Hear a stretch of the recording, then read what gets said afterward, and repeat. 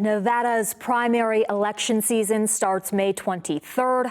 Right now, nonpartisan voters make up the largest group of registered voters in the state, and if you're one of them, you will not get to vote in any partisan primary races. That's because Nevada has a closed primary system, meaning only registered Republicans can vote for Republican candidates and only registered Democrats can vote for Democratic candidates. Efforts to change that are underway. Meanwhile, experts continue analyzing how a recent Supreme Court ruling could impact Nevada elections. Joining us to explore these issues are former Republican State Senator Warren Hardee and founder of Vote Nevada, also a CSN history professor, Sandra Cosgrove. Welcome back, both of you, to Nevada Week. Sandra, you believe that nonpartisan voters in Nevada should get to vote in partisan primaries. Why? Because they're taxpayers and taxpayer funds pay for those elections. And as a woman, I find it ironic that I'm told that it's wrong to force me to produce a marriage license in order to register to vote, but yet it's perfectly okay to say I should have to join a private political organization in order to be able to vote. Okay, but you are referencing something that has not yet passed, the right. Save America Act. Okay, so that's not happening quite yet, but it's a possibility, just to clear that up. Okay, Warren, what do you think about voting in partisan primaries by nonpartisan voters? You know, I've evolved into a big supporter of open primaries for different reasons than Dr. Cosgrove. Under closed primaries, we've got the far right that controls those primaries on the Republican side, and we've got the far left. So think of it as, I would say, MAGA and woke. And those are the folks that get through the primaries into the general elections. So moderates or people in the center, which the overwhelming majority of the country is either center left or center right, really doesn't have much of a say in general elections. So I completely support open primaries for a different reason than Dr. Cosgrove. Help our viewers understand the opposition to open primaries, though. There is a concern that maybe someone who is truly a Democrat could register as a Republican and then get in and try to mess with the primary. But that's not an open primary. So what you're talking about is a semi-open primary, where I could walk in and say I'm going to vote a Democratic ballot or a Republican ballot. Open primary is everybody's on the same ballot and you pick one. So if I was a registered Democrat and I voted for the Republican, well, then I'm voting against the Democrat. So right now in our judicial races, in our mayor races, everybody's on one ballot. You get to pick one person. If you don't pick the person that you want, they're not going to win. So what you're proposing could potentially end up with, I guess, 2 Republican candidates in the race for governor in November? I'm a little confused. We get whoever the voters pick. It doesn't matter about the parties. The parties do not control our democracy. They're not in our Constitution. Voters are. So if voters pick 2 Republicans, then we get 2 Republicans. They might pick 2 Democrats. And would it only be the top 2 vote getters? If we went in the way that California does it, would be top 2. Okay. I mean, the Democrats are wringing their hands about that very issue right now. There's 5 Democratic candidates for governor and 2 Republicans, and they're doing the calculus that 2 Republicans might advance. So I get it; those are cited, but those are things that should be dealt with in your party structure, right? We shouldn't build our process around that.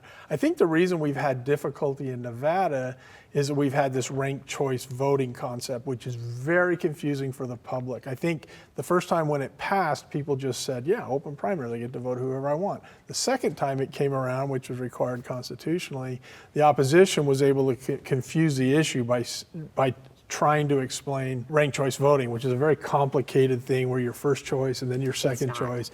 And it's just, but it's confusing to the public. And you need voter education.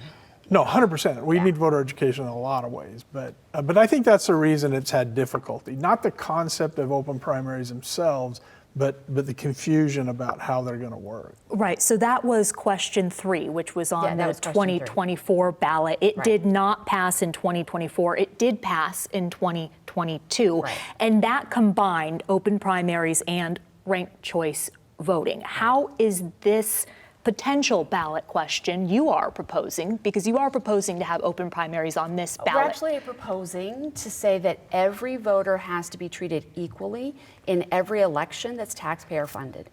And then the state can decide what that looks like, because there's many variations of open primary.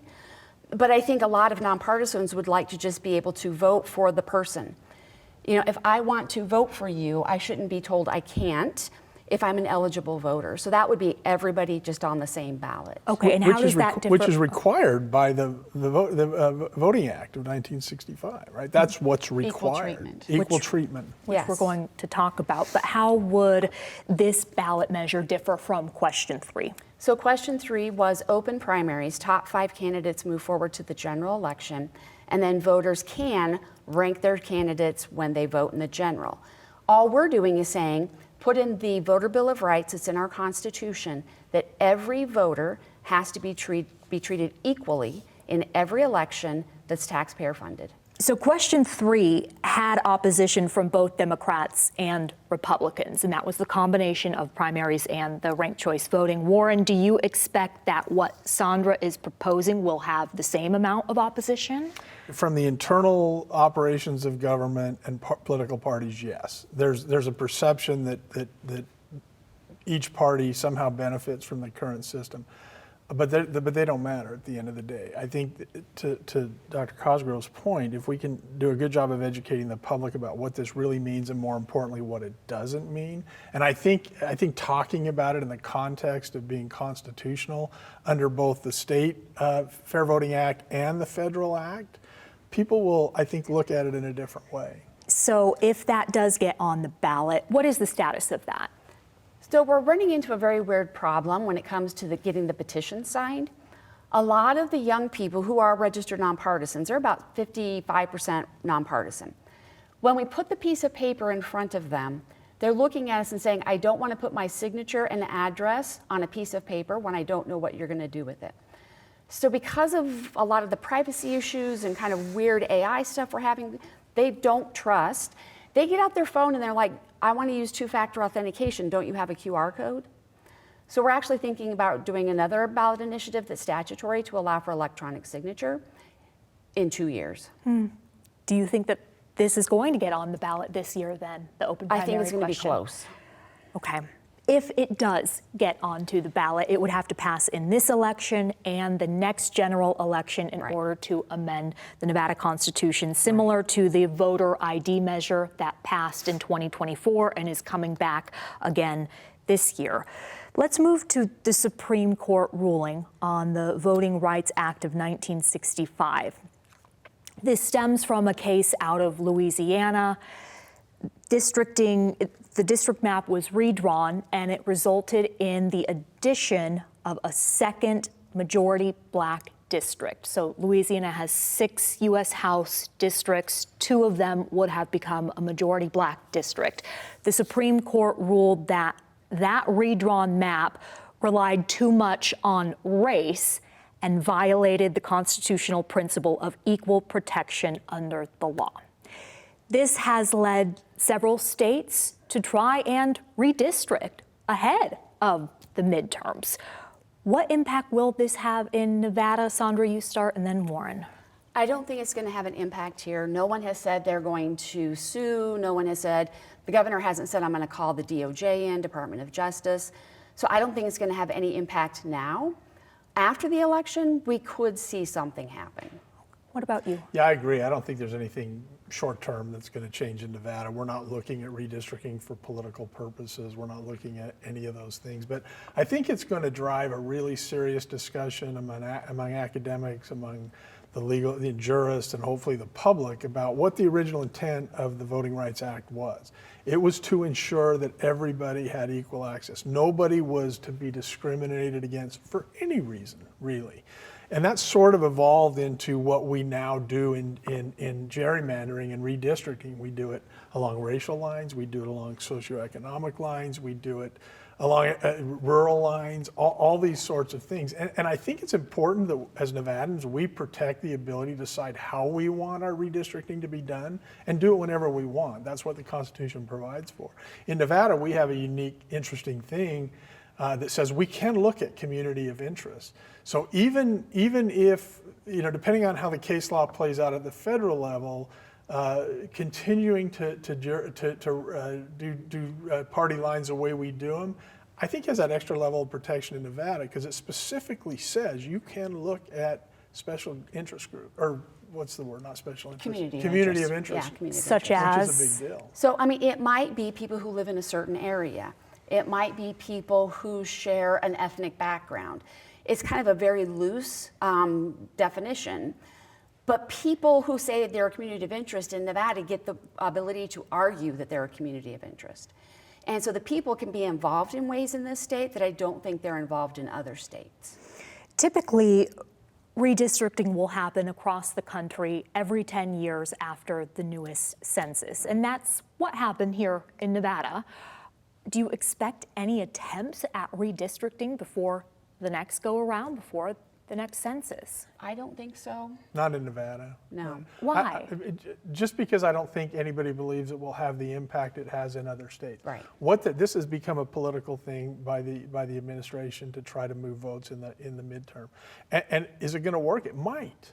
I mean, if you'd have asked me weeks ago whether this was going to be a typical midterm where the president in power is unpopular, I would have said yes, it's going to be a bloodbath for Republicans.